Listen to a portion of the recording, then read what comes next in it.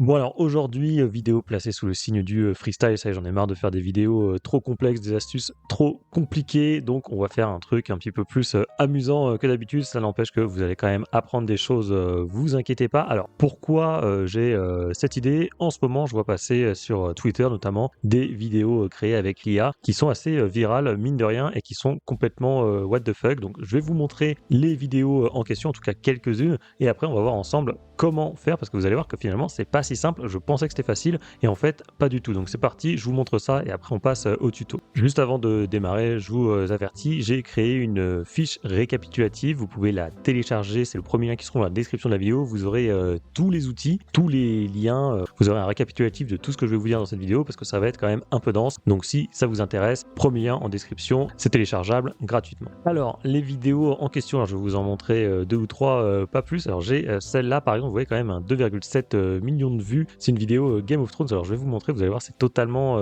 déjanté comme truc. C'est parti.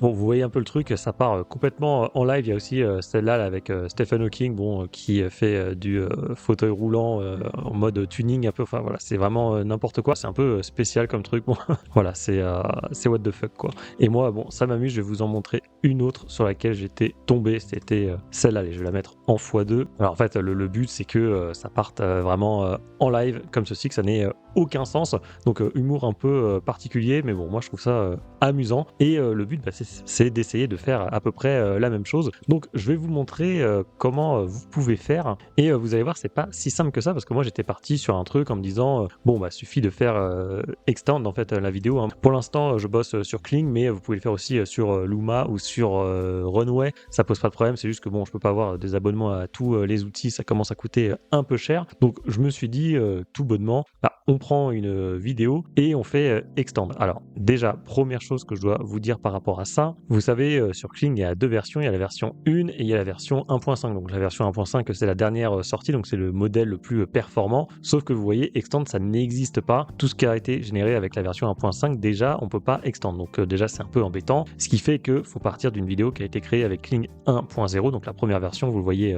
ici. Et si on fait ça, après le but c'était de faire customized extend, donc on fait voilà un custom extend et là on met un prompt. Le but c'est que ça soit totalement décalé et que ça dénote totalement de la première vidéo. Donc là j'ai fait plusieurs tests et vous allez voir que ça n'a pas très bien marché. Par exemple là j'avais écrit en prompt un canard jaune en plastique apparaît sur l'image. Bon bref voilà, le but c'était de créer un peu un contraste et je vais vous montrer le résultat. Voilà, le résultat il doit être ici. Donc là ça c'est les premières secondes, c'est la première vidéo que j'ai générée et voilà, à partir de là à peu près 4-5 secondes c'est ma deuxième vidéo qui commence avec le canard voilà qui apparaît. Bon, c'est pas ouf, on n'est pas tombé par terre là, vous voyez, c'est pas incroyable comme truc et c'est souvent comme ça. Alors c'est peut-être dû au fait que on utilise un ancien modèle de Kling, peut-être qui est un petit peu plus limité, ou alors voilà, peut-être que ça manque de temps, je ne sais pas. En tout cas, ça n'a pas très bien fonctionné comme ça. Du coup, je me suis dit que j'allais revoir un peu ma copie, que j'allais utiliser une autre astuce et cette autre astuce, c'était l'utilisation d'une N-frame. Donc vous avez ici cette petite fonctionnalité, boum, voilà, vous avez maintenant deux champs qui s'affichent. Le champ à gauche, c'est en fait votre première image et le champ à droite donc c'est la N-frame, donc c'est votre dernière image. C'est-à-dire qu'en fait vous prenez donc deux images et vous allez dire à Kling tu commences par celle-ci et tu finis par celle de droite. Le problème c'est que c'est pareil, par exemple si je passe sur la version 1.5 j'ai pas la fonctionnalité N-frame, donc encore une fois on va devoir travailler sur une version un peu plus ancienne de Kling, ce qui est un peu embêtant. Et j'ai vu, alors au moment où je tourne cette vidéo, je crois que hier ou avant-hier il y a Runway qui a sorti aussi cette fonctionnalité de N-frame, donc voilà, vous pouvez maintenant faire aussi ça sur Runway. Alors je vais vous montrer un exemple. Au début j'avais créé ces images là, donc des Simpsons. Alors il y a celle-là et celle-là, voilà, donc là on a Lisa et là c'est Homer et je me suis dit ça va être mon image en première frame et ça sera mon image en end frame. Et je me suis dit comme ça voilà, il va y avoir un peu une boîte de nuit un peu comme ce qu'on a vu sur Game of Thrones et évidemment ça n'a pas marché, enfin évidemment non, mais je vais vous montrer les résultats. Donc je vous montre les résultats que ça donne et vous voyez ça a complètement switché. il y a eu un cut, hop, c'est passé d'une image à l'autre, donc ça c'était déjà mentionné dans la documentation officielle de Kling, où effectivement, quand on avait deux images qui étaient peut-être un petit peu trop séparées, eh bien il y allait y avoir un cut, une transition beaucoup trop brutale. Donc ça, j'ai eu ça plusieurs fois, hein. Donc évidemment, c'est pas du tout ce qu'on veut. Je vais peut-être pas vous montrer tous les résultats, mais hop, voilà, hop, ça c'est pas la même image. Et vous voyez, donc en entrée, c'était l'image de Homer et l'autre, c'était de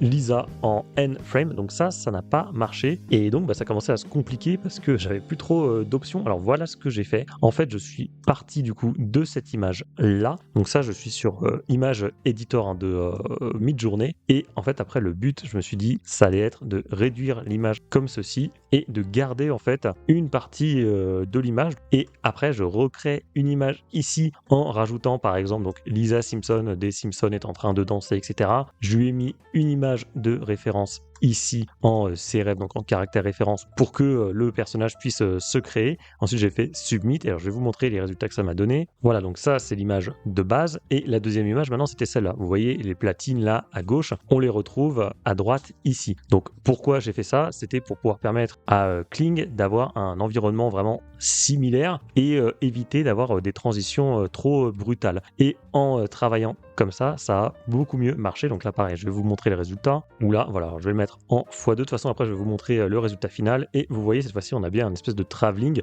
On n'a pas de transition trop brutale. Et donc, c'est comme ça que j'ai réussi à avoir à chaque fois toutes mes petites transitions beaucoup plus smooth en passant d'un personnage à l'autre. Et après, vous répétez l'opération à chaque fois. Donc, je vais vous montrer sur Midjourney. Par exemple, donc ça, c'était mon image qui était tout à l'heure en N-frame. Et une fois que je fais une deuxième vidéo, cette image-là, elle devient ma première frame. Et du coup, ensuite, j'ai répété l'opération, pareil sur Image Editor, là, sur le site, et vous voyez, donc là, on a bien la tête, cette fois-ci, de Lisa, qui est tout en bas à gauche, mais c'est exactement la même image, sauf qu'ensuite, j'ai rajouté un autre personnage, en l'occurrence, un dauphin ailé volant, donc évidemment, ça n'a aucun sens, mais c'est évidemment le but de ces vidéos. Donc ensuite, cette image-là, qui était tout à l'heure ma N-frame, elle passe en première frame, et voilà, vous pouvez créer des images comme ça, en repartant à chaque fois de l'image précédente pour pouvoir avoir des transitions beaucoup plus smooth. Vous voyez, voilà, ça par exemple, c'est ma dernière vidéo. Donc avec cette technique là, évidemment, ça marchait beaucoup mieux, et donc ça permet de créer des transitions assez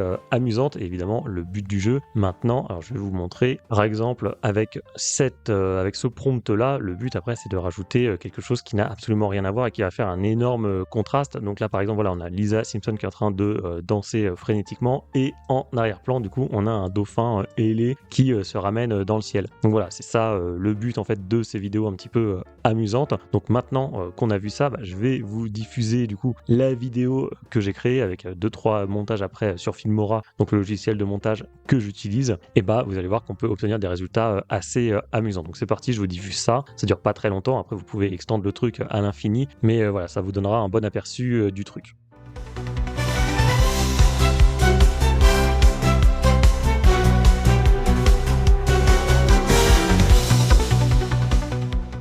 Bon, autre chose maintenant, parce que vous avez vu depuis tout à l'heure qu'on travaille avec la version 1 de Kling, donc c'est pas forcément la meilleure, c'est un petit peu gênant, donc je vais vous donner une autre astuce maintenant pour pouvoir faire le même genre de vidéo, mais avec la version 1.5 de Kling. Donc ce qu'on va faire, c'est que là, vous allez créer donc une vidéo, en fait, vous faites ce que vous voulez dans un premier temps, là vraiment vous avez carte blanche, et ensuite le but du jeu, ça va être de reprendre la dernière frame de votre image et de repartir de celle-là. Donc je vais m'expliquer et vous allez mieux comprendre. Voilà, moi par exemple, pour la vidéo que je vais vous montrer après, j'étais reparti donc de cette vidéo qui était tout à fait normale, hein, donc un guitariste en train de jouer sur scène. Et ensuite, le but là, pour extendre le truc et faire du N-frame, ce qu'on ne peut pas faire du coup avec la version 1.5 de Kling, on va utiliser une petite stratégie gratuite et pas compliquée. Il fallait juste y penser. Et pour ce faire, en fait, j'ai demandé l'avis de ChatGPT parce que j'avais une idée. Je me suis dit, est-ce qu'on pourrait pas récupérer la dernière frame d'une vidéo autrement qu'en faisant une capture d'écran un peu dégueulasse. Donc voilà, je lui ai demandé, existe-t-il un outil gratuit en ligne permettant de découper une vidéo frame par frame, donc image par image, pour par exemple télécharger la dernière frame d'une vidéo. Et à ce moment-là, il m'a donné cet outil-là, Easy GIF, a priori, c'est comme ça que ça s'appelle. Donc je vous mettrai le lien dans la ressource téléchargeable que vous pouvez donc obtenir gratuitement. C'est le premier lien en description, il y aura tous les liens si ça vous intéresse. Là, le but maintenant, c'est de déposer une vidéo ici. Donc c'est ce qu'on va faire. Voilà, on dépose une vidéo comme ceci, l'outil va la charger. Ensuite, on va faire uploading vidéo. Vous allez voir, c'est assez rapide. Voilà, là il a fini de charger la vidéo et on va faire convert to JPEG. Et là maintenant voilà, il nous a en fait découpé notre vidéo en plein d'images différentes. Donc là le but maintenant c'est d'aller tout en bas pour récupérer évidemment la dernière frame comme ceci. Donc vous allez faire ouvrir l'image dans un nouvel onglet. Voilà. Et maintenant en fait vous retournez sur Kling ou n'importe quoi sur Runway et vous faites un image to vidéo. Vous prenez votre image, vous la glissez, déposez ici et maintenant évidemment le but c'est pareil de mettre un prompt qui n'a rien à voir avec l'image de base pour créer un contraste. Et bien maintenant Kling va recréer une vidéo en partant de cette image là qui était donc la dernière frame de votre dernière vidéo. Comme ça va faire une transition. C'est comme si vous faisiez du N-frame mais avec une technique un petit peu différente. Là par exemple c'est ce que j'avais fait avec mon image donc du guitariste. Donc j'ai repris la dernière frame et j'ai écrit voilà un homme s'envole avec un jetpack, de la fumée s'échappe, etc. L'homme part dans le ciel au-dessus des nuages et donc on repart de cette dernière frame. Kling nous invente une image et voilà donc on a bien notre guitariste qui est en train de s'envoler dans le ciel et ensuite vous pouvez continuer comme ça et créer des vidéos qui n'ont absolument aucun sens. Là c'est pareil, je suis reparti donc de la dernière frame de ma vidéo précédente. En prompt cette fois-ci je mets un homme en train de surfer une énorme vague sur l'océan et voilà par exemple ça nous a fait cette transition là. La suite c'était un gars finalement donc le guitariste qui saute sur un dauphin. Enfin bon, voilà vous avez compris le truc. Maintenant ce que je vais faire c'est que je vais vous montrer évidemment la petite vidéo que j'ai créée et comme ça vous verrez ce que ça donne une fois que tout est compilé dans un logiciel de montage comme Filmora.